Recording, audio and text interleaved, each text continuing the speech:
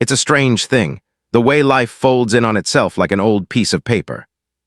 Once firm, uncreased, clean, now fragile, smudged, and covered in the marks of hands that no longer want to hold it. That was how I felt the day I became invisible, the day my sons turned their eyes away from me as if I had become too much.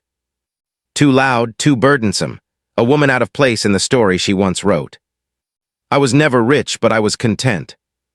I taught literature at a modest public school for over 3 decades, raised 2 sons with trembling hands and a quiet heart after my husband passed. We had a small home, barely held together with love and unpaid repairs, but it was ours. I remember the smell of old books, the worn coffee table. I never replaced the armchair near the window where I used to read poetry aloud. All of it built a life I was proud of.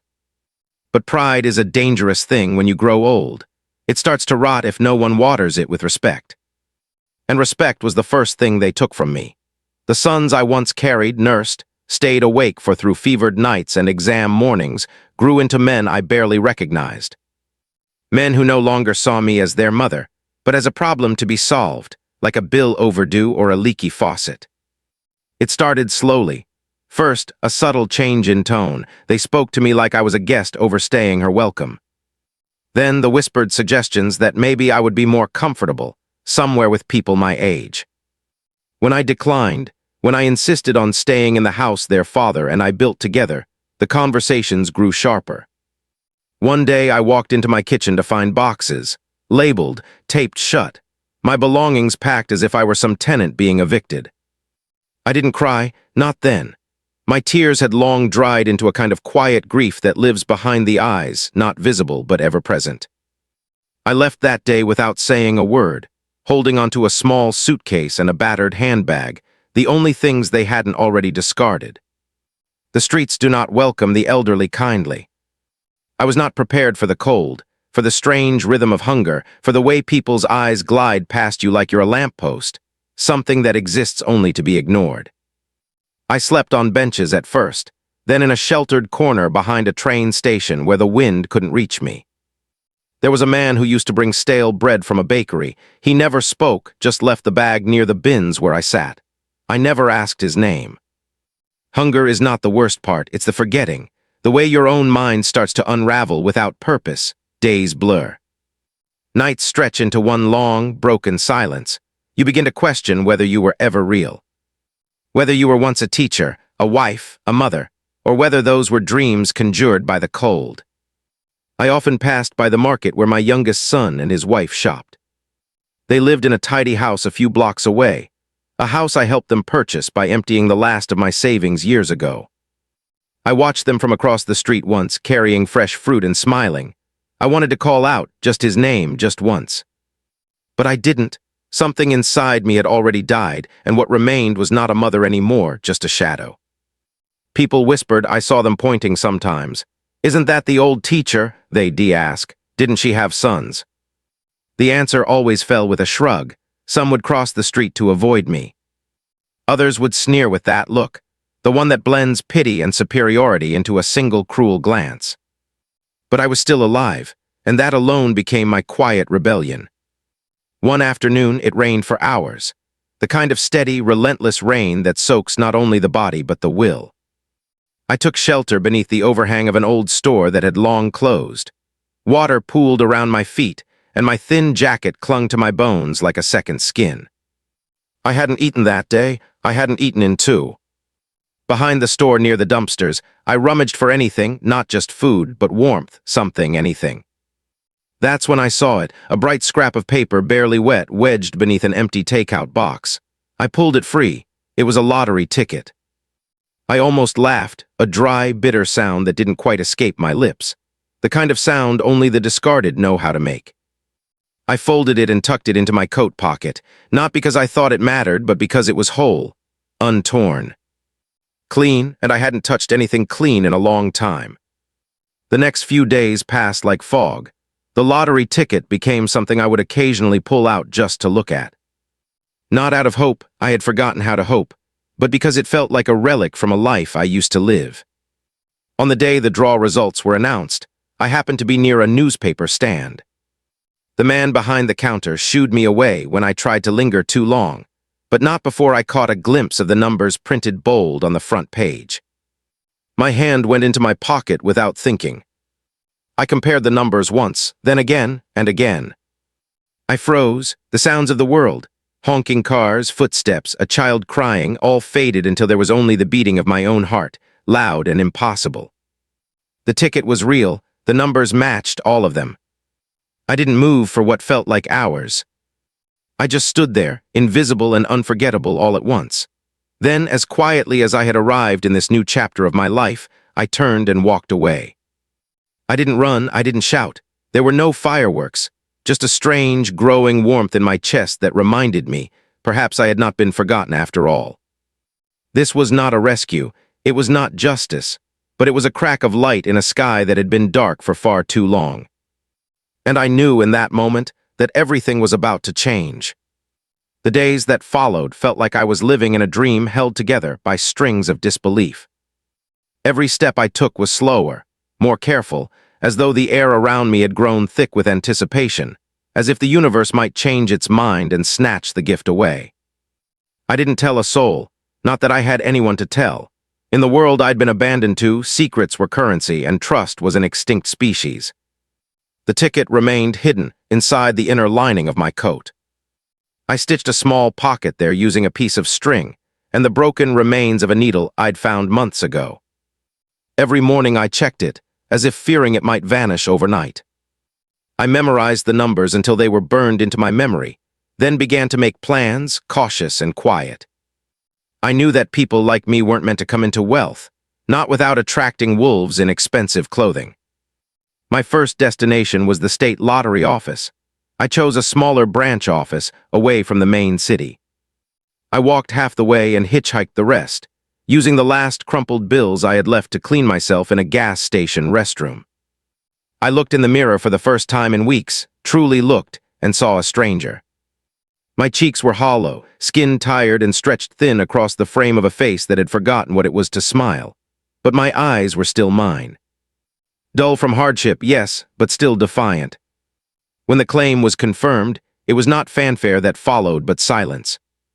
A clerk in a gray uniform confirmed the ticket, filled out a dozen forms, and advised me of tax structures, installment options, and the need for professional financial advice.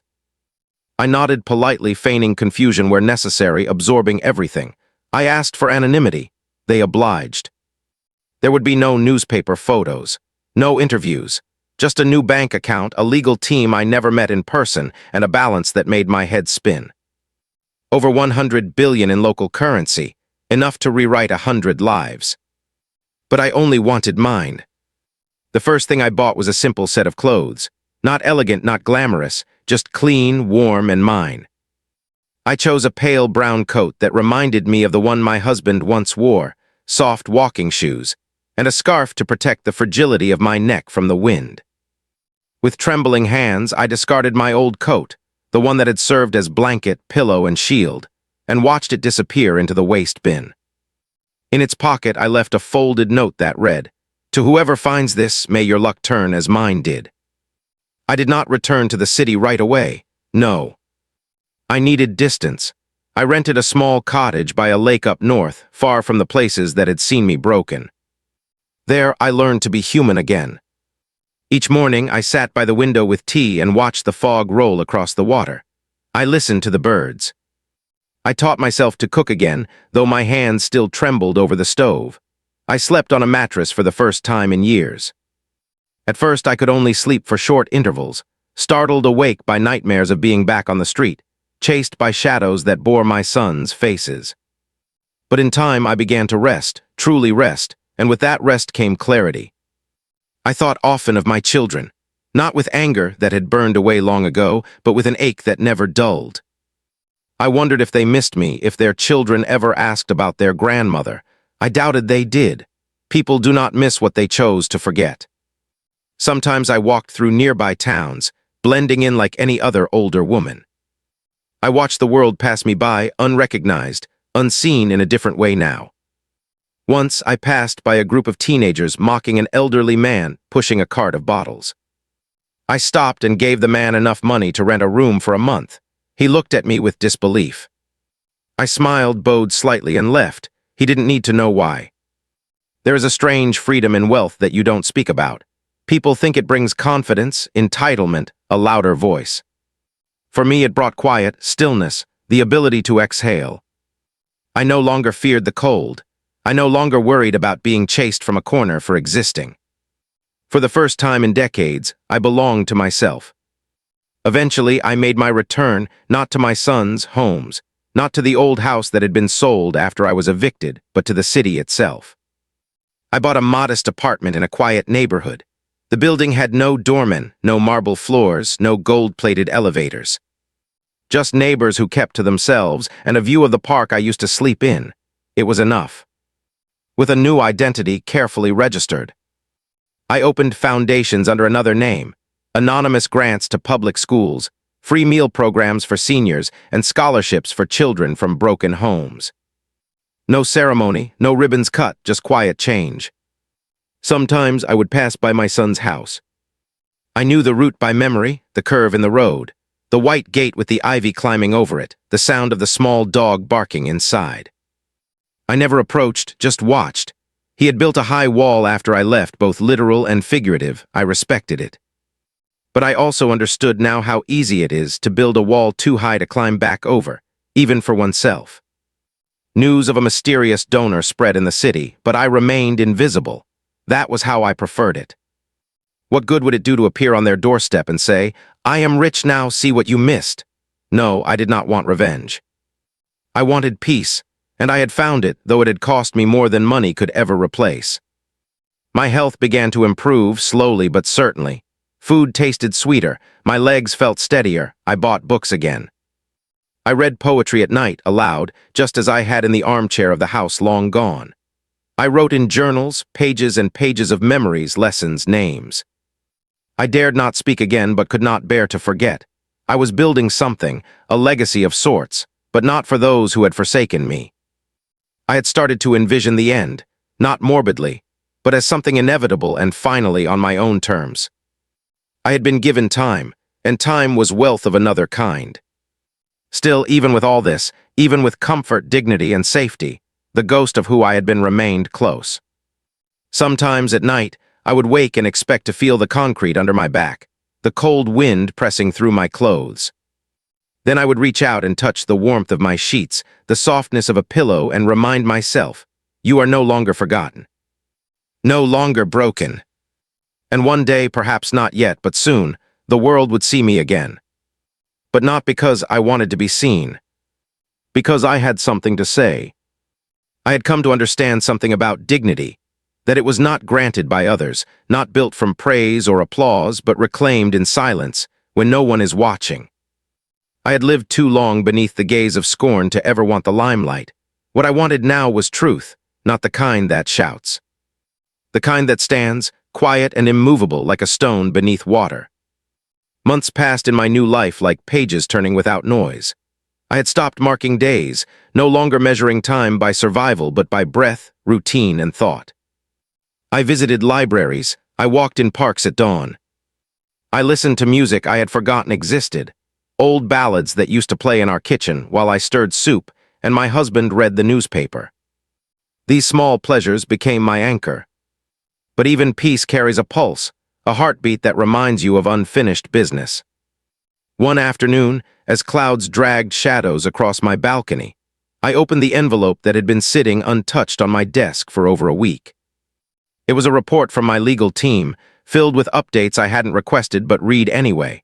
Real estate assessments, legal filings, quiet investments. Nestled between the lines was a note about a certain property, the house where I had raised my sons, now listed for sale.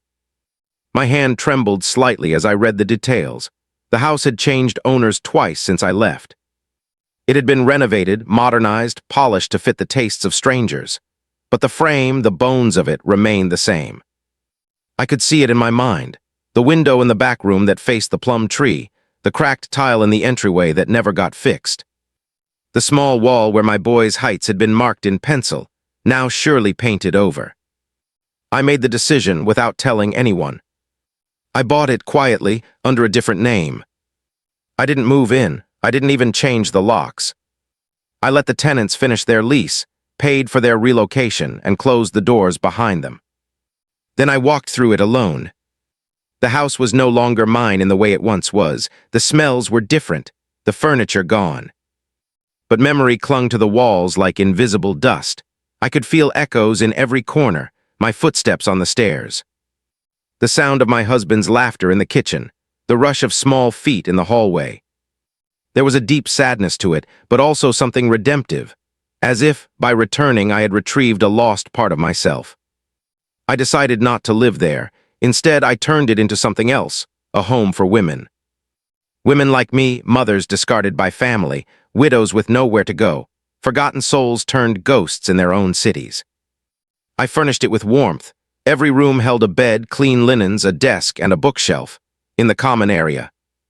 I placed a worn armchair by the window, just like the one I once loved. We called it the hearth, not a shelter, a sanctuary. Women came quietly, as I once had walked the streets, eyes down, shoulders bent, carrying invisible burdens. They found food, rest, books, company, and most of all, no judgment. I didn't tell them my story. They didn't ask. We understood each other in ways that required no explanation. There was one woman who reminded me of myself. Her name was Anya. She had a way of folding her hands tightly over her stomach, like she was keeping herself from falling apart. I saw her cry one night when she thought no one was watching, pressing her forehead to the window glass. I wanted to go to her to offer comfort. But I knew that grief has its own pace, its own language. So I sat in the next room, humming softly, letting her know she wasn't alone. In the quiet, I found meaning again. But the world, as always, has a way of circling back. It was a Sunday morning when I first saw my eldest son again. I had taken to walking through the botanical gardens every weekend. It was a habit, one of the few routines that gave me joy.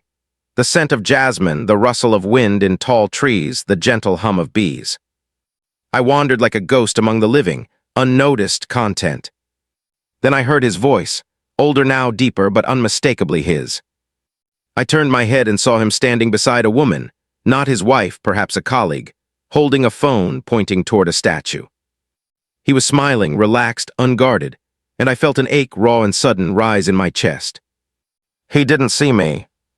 I could have called out, I could have walked to him, put a hand on his shoulder, said his name, but I didn't. My feet were planted, my heart pounding with the weight of so many years, so much absence. I watched him laugh, I watched him leave. That night I sat at my desk for hours, staring at a blank piece of paper. There is something cruel about being forgotten by those you never forgot. I had carried them within me even when I had no roof, no name, no safety. I had remembered every birthday, every scraped knee, every bedtime prayer. And yet I had become, to them, a shadow best ignored. I did not cry. Instead, I wrote. I wrote my story, every broken chapter, every betrayal, every kindness, every lesson. I wrote for the women at the hearth, for the man who had once shared his bread, for the silence that kept me alive. I wrote until dawn cracked the sky, and then I slept with the comfort of knowing I had left something behind, not wealth, not revenge, but truth. Weeks later, my younger son passed me in a grocery store. He was buying wine. I was standing in the aisle behind a cart, reading the label of a box of tea. He brushed past me. Our shoulders nearly touched. No recognition, just another stranger. And still no bitterness. Because by now I had understood what they could not. That family is not always chosen, and blood does not guarantee love. I had found daughters in the women I sheltered, sisters in the lives I helped rebuild, a family in the silence that wrapped itself around my healing. I had become something beyond their reach. Not because I was rich, but because I was whole. And wholeness, I had learned, is the most valuable thing in the world, especially when no one expects you to have it. There comes a point when life no longer surprises you with cruelty. That edge, once sharp enough to cut the soul, begins to dull with repeated wounds. But grace, real grace, that still has the power to catch you off guard. And that was what I began to feel, gently and unexpectedly, as I stepped deeper into this strange new chapter of life, the soft, persistent hum of grace. It did not come through grand gestures or sudden redemption. No, grace came in the way I woke up each morning without fear, in the way I walked barefoot on polished wood floors without cold biting at my heels. It came in cups of hot tea, in fresh sheets that smelled of lavender, in the sound of birds nesting outside my window and the simple knowledge that I had survived. More than survived, I had built something. The hearth had grown. What started as a single home expanded into 3, scattered across the city in quiet corners. We didn't advertise, we didn't shout, we simply waited. And they came, women bruised by the hands of life, some carrying babies, some carrying nothing but a story. I didn't interview them. I didn't ask where they had come from. I recognized the look in their eyes, the need to be seen, not questioned. Sometimes I'd find myself in the kitchen of one of the homes, watching from a distance as they made tea, braided each other's hair, learned to laugh again. In those moments, I remembered the woman I used to be, the one huddled in a train station corner, clinging to a coat more tattered than whole. And I would whisper silently to that woman, wherever she still lived inside me, that we had made it. But even in peace, memories have a way of creeping in. One evening, as rain tapped gently on my window, I pulled out a small, dust-covered box from beneath my bed. It contained the only remnants of the life I had before, a worn photograph of my sons as boys, a bundle of old letters from my husband, and a crumpled school program from my last day as a teacher. I held them carefully, as though touching them too hard might erase their existence. Grief is not something that leaves you, it transforms. At first it is sharp like broken glass underfoot. Then it becomes a weight, something you carry because you must, not because you want to. And eventually it becomes a part of your skin, invisible to others, but always present in the way you speak. The way you breathe, the way you hold on to silence longer than most. That was when I began to think about legacy, not the kind measured in money, but in memory. I was nearing 70 now, and though my health had improved, I could feel the edges of my strength softening. I had no intention of wasting my remaining years behind gates or under chandeliers. I wanted to leave something behind that could not be sold or forgotten. So I began writing again, not just my story, but the stories of the women who had passed through our homes. I changed names, respected privacy, but preserved truth. I filled page after page with their bravery, their resilience, their moments of breaking and rebuilding. I sent the manuscript to a small, independent press under a pseudonym. They called it The Quiet Crown, a name I never would have chosen, but came to love. The book sold modestly, enough to fund another house, enough to stir conversations in spaces that had long ignored women like us. I stayed anonymous, of course. Fame had no use for me. I had already been invisible long enough to understand its strange power, how sometimes it's not about being seen by many, but being truly known by a few. That winter, I received a letter. It arrived without warning, folded neatly, written in penmanship I recognized instantly. My youngest son. The same boy who once looked at me as if I hung the stars above his crib. He had seen a quote from my book on a social media post, a passage that spoke of a mother who had given everything, only to be cast out when she had nothing left. He asked if it was me. I did not respond immediately. I carried the letter in my coat pocket for weeks, reading and rereading it as I sat on park benches or walked by the lake. He said he thought of me often, said he regretted the silence. He asked if I could forgive him. Forgiveness, a word both heavy and hollow. I had spoken it silently for years, even when I didn't mean it, as a way to survive. I forgave them in the cold, in hunger, in exile. But could I forgive them now in warmth, in comfort, in strength? That was the real test. Could I forgive not as a beggar, but as a queen cloaked in quiet dignity? Eventually, I wrote back. Not with anger, not with grief, but with stillness. I told him I had built a life, that I was no longer the woman he remembered, that I hoped he had grown into a better man than the boy who turned me away. I didn't write it for closure. I wrote it because I needed him to know I had become whole without them, and that was the miracle. He never replied. I think deep down I didn't expect him to. Perhaps my honesty frightened him, perhaps it shamed him. Or perhaps he simply didn't know how to speak to a mother who had risen from the ashes he helped scatter. It didn't matter, because I had learned something powerful in my solitude, that some stories are meant to end not in reunion, but in release. And I was ready to let go. The weeks passed, seasons shifted, the air grew thick with spring, the hearths flourished, more lives were rebuilt. More laughter filled once hollow rooms, and I continued to write, to walk, to breathe.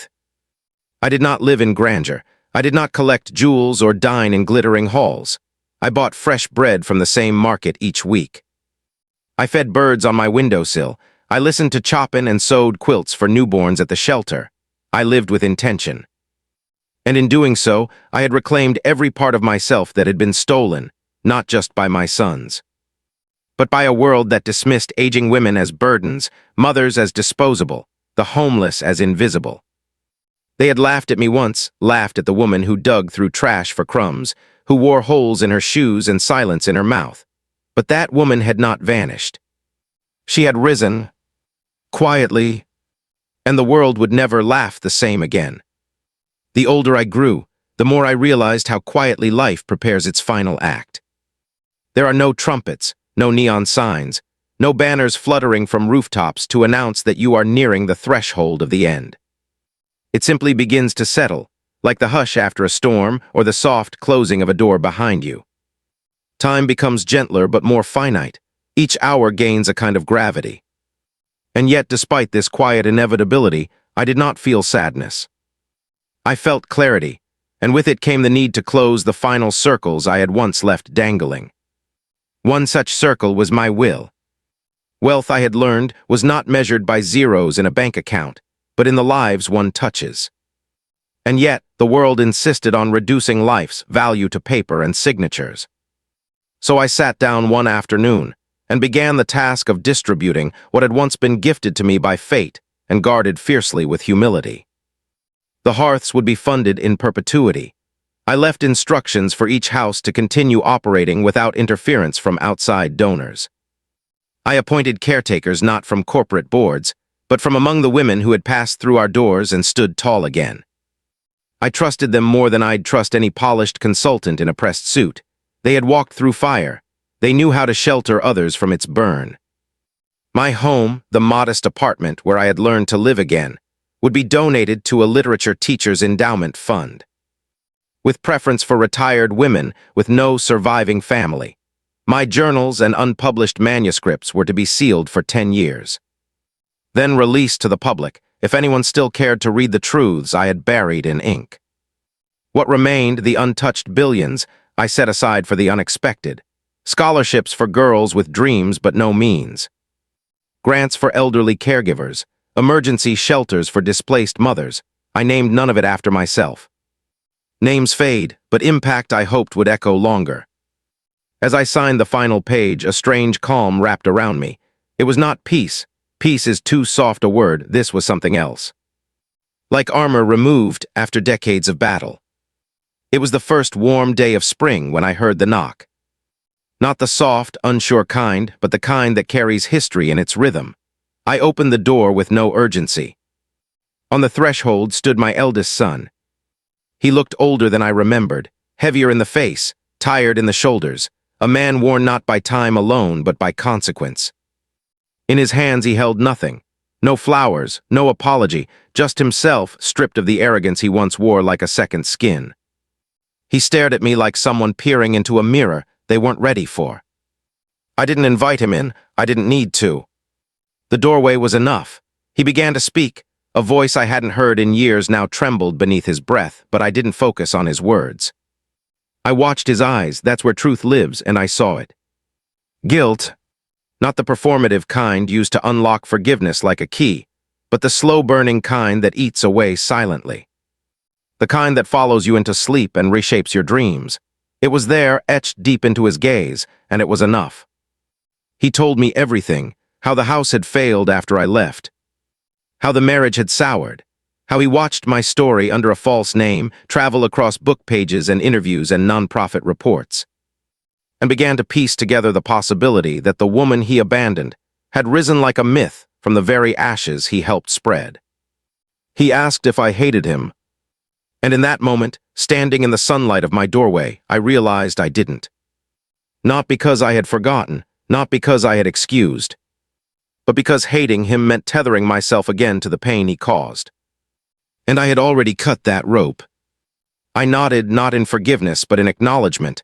Then I closed the door gently. Letting go doesn't always look like a dramatic speech or an embrace in the rain. Sometimes it looks like a closed door and a soul that no longer trembles. That night I slept deeply. There were no dreams.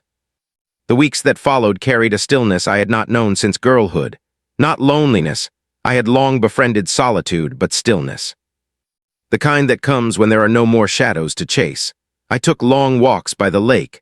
I tended to the small potted plants on my balcony. I mailed handwritten letters to the women I once knew only by their scars. I read poetry slowly, aloud, not for comfort now, but for pleasure.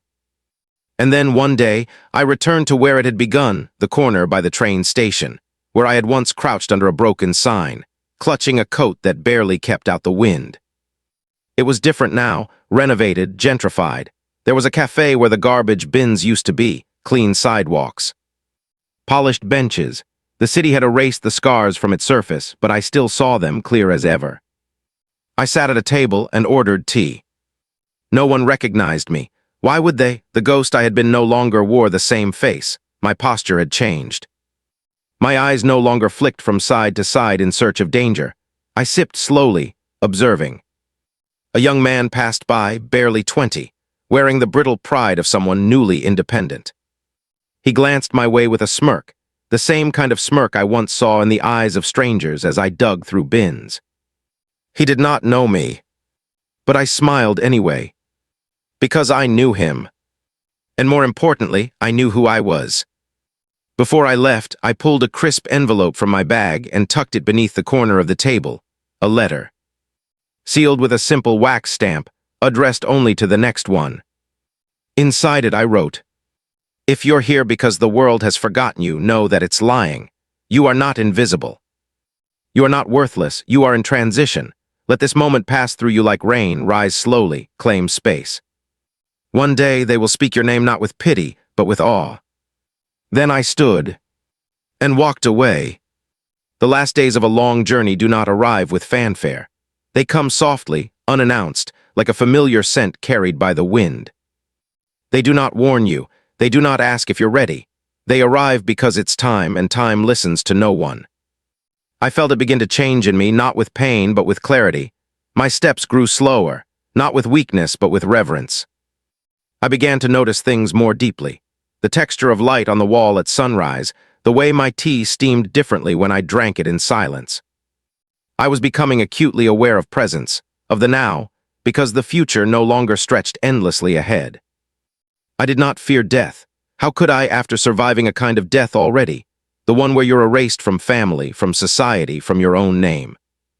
I had died before in a way. I had roamed nameless, shelterless, called that woman, that beggar, or nothing at all. And I had come back. The rest, this physical ending, felt more like punctuation than punishment. I began to sort my belongings. Not because I had many, wealth had never returned me to the clutter of ownership, but because I believed in leaving space behind, not questions. I labeled everything. I wrote letters for the women at the hearth, for the librarians who reserved my favorite poetry books without asking, for the man who once brought bread without knowing my name. I wrote to people who had been kind without needing a reason, the rare ones, the necessary ones. I made one final visit to the house, not the hearth, but the home, the old one. The one that had once been mine in a past life, then not mine, then mine again, if only on paper. It had long since become something else, a refuge for those cast out. I went in through the side door and sat on the bench by the window, the one facing the garden where I used to plant marigolds. The women were not surprised to see me. They never were. We shared a language beyond questions. I simply sat, watched them chat softly across the room, and let the silence settle over me. In that moment, I felt more alive than I had during years of noise. Later, as the sun dipped low, I walked into the backyard. The tree was still there, older, thicker now. I placed my hand on its bark and closed my eyes. This had been the center of everything once. Birthday parties. Games, chores, grief. I whispered a thank you not to the tree but to time itself for taking everything, and yet returning something better. After that, I knew I would not return. Back in my apartment, I spent more time in bed, not out of illness but choice. The view from my window was enough. The lake shimmered when the sky was clear. I watched seasons pass like slides in a projector. Spring, summer, autumn again. The world spun on without knowing it was being watched. I loved it more for that. News of my story had started to circulate more widely by then. Someone had discovered the truth behind the pseudonym. Journalists speculated. Internet forums buzzed. They tried to paint me as a mystery, a legend, even a hero. But none of that touched me anymore. My name, or whatever version they thought they knew, no longer held weight. I had written the truth, that was enough. One day, while the wind swept loudly against the windows, I opened a small wooden box at the back of my closet. It held the lottery ticket, the original, faded now, brittle at the edges, but still real. I had kept it not as proof, but as memory. The thing that shifted the tide. That unremarkable scrap of chance that the world had thrown away like it had once thrown me away. I didn't feel triumph holding it. I felt awe, not at the money but at the story, how something so small could contain the seed of everything that followed. I placed it gently in a frame, not to display, but to protect, and then I sealed it in a package and sent it to the hearth's new archive. One day, I hoped, it would be shown to a girl who thought she had nothing left. As I felt the end approaching, not like a curtain falling, but like breath slowing, I found myself remembering the early mornings of motherhood. When I'd wake before the sun, tiptoe to the kitchen, and stir porridge while the world slept. I remembered my husband's soft breathing, my son's tiny footsteps. I remembered feeling needed, anchored. And I realized I still was. Not by them, but by the world I had chosen to love despite itself. The women still arrived at the hearth. Young, old, broken, brave, some left within weeks, others stayed for years. They spoke of pain and rebuilding, and sometimes they spoke of me. They didn't know me as a mother. They knew me as the woman who had once slept on a bench and risen without bitterness. I became a story, and stories I had long taught in my years as a teacher are immortal in ways flesh can never be. When the time came, it was gentle. I lay in bed, surrounded not by family but by peace. No machines, no strangers in scrubs. Just a breeze through the curtains, a faint scent of lemon balm, and the silence I had always cherished. I was not alone. Somehow word spread. The day I left, women gathered quietly at each hearth. Candles were lit. No one cried loudly. They simply sat, eyes closed, remembering the feeling of safety. The presence of someone who had not saved them but reminded them they could save themselves. Later, the letters I had written would be read. My will would be fulfilled. My books would be reprinted, my name finally unveiled. But by then I would be gone, not erased, just elsewhere, in the stories they told, in the arms they used to cradle others, in the sound of a kettle boiling in the morning, steady and warm. I had no grave. By my request, my ashes were scattered at the lake. I did not need stone to mark my place. The world had already changed because I had existed. And that, in the end, was everything.